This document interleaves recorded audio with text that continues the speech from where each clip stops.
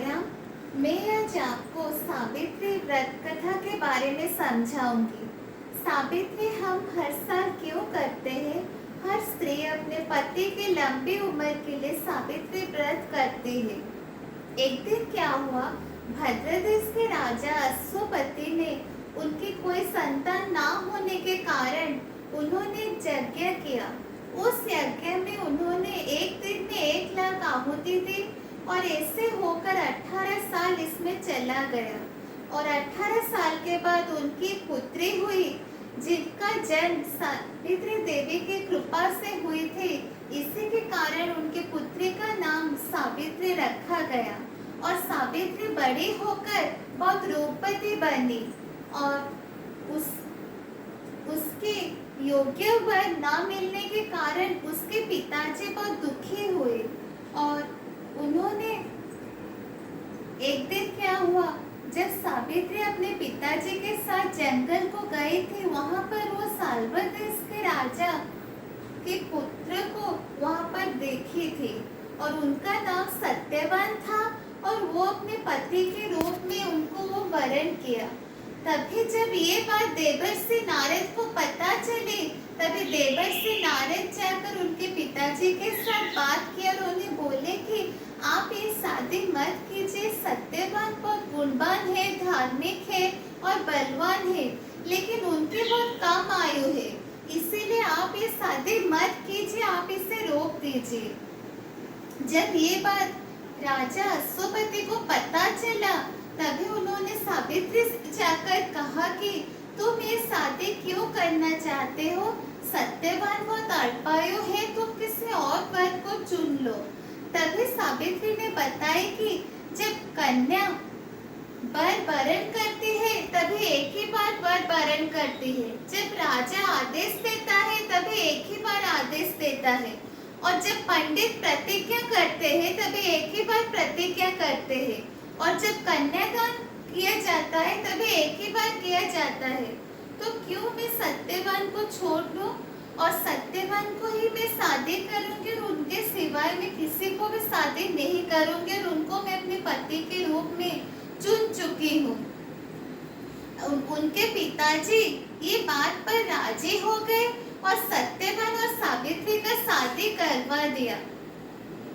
शादी के बाद एक दिन क्या हुआ, सत्यवान जब जंगल को गए थे तभी वो वहां पर पेड़ के ऊपर बैठकर जब पेड़ की लकड़ी को काट रहे थे, तभी उनका सर बहुत जोर से दर्द किया और सर दर्द होने के कारण वो स्वयं नीचे उतर गए और वहां पर वो मूर्छित होकर गिर गए।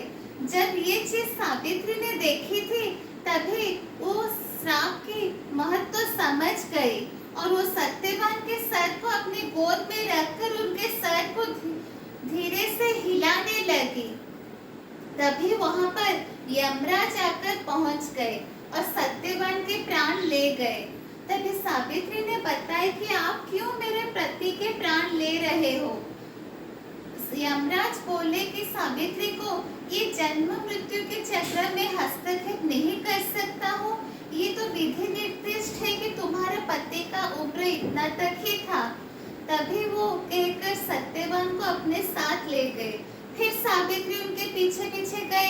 यमराज पीछे देखकर बोले कि तुम क्यों मेरे पीछे पीछे आ रहे हो, अब तुम लौट जाओ। तभी सावित्री ने यमराज को बताया कि आप मेरे पति को मुझसे ले रहे हैं, मैं कैसे अपने पति के बिना रहूं? मैं अपने पति के पीछे पीछे जाऊंगी, ये पत्नी का धर्म है और मेरे पति जहाँ पर है मैं वहीं पर रहूंगी।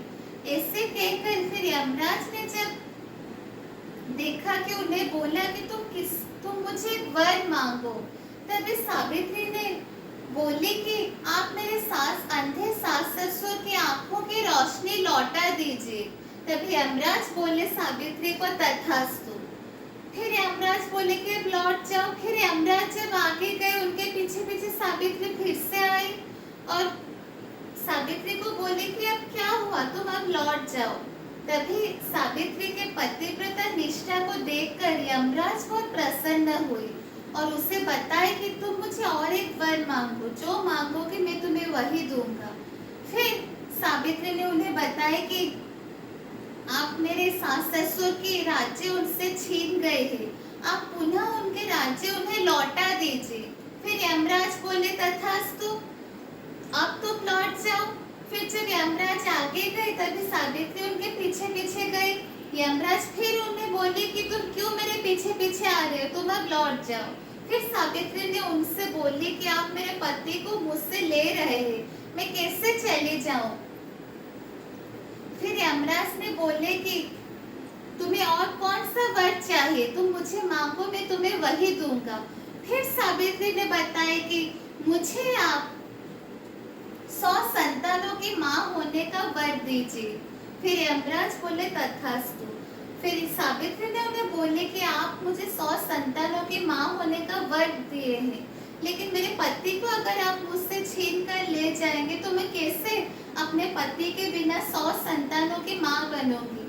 तभी यमराज ने सत्यवान के जीवन को लौटा दिया और यमराज वहाँ पर जान गए कि सावित्री उन्हें 100 संतानों के वर मांग कर उन्हें वहाँ पर अपनी में फंसा लिया है। तभी यमराज ने सत्यवान को छोड़ दे और नया जीवन दान दे दिए और सावित्री सत्यवान को वहाँ पर फिर से जीवित अवस्था में देख पाए।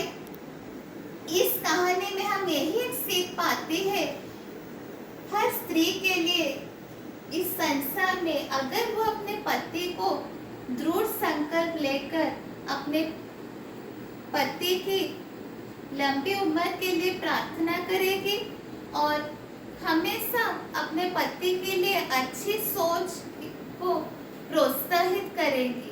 और इस कहानी का अभी यहीं पर समाप्त हुई। धन्यवाद।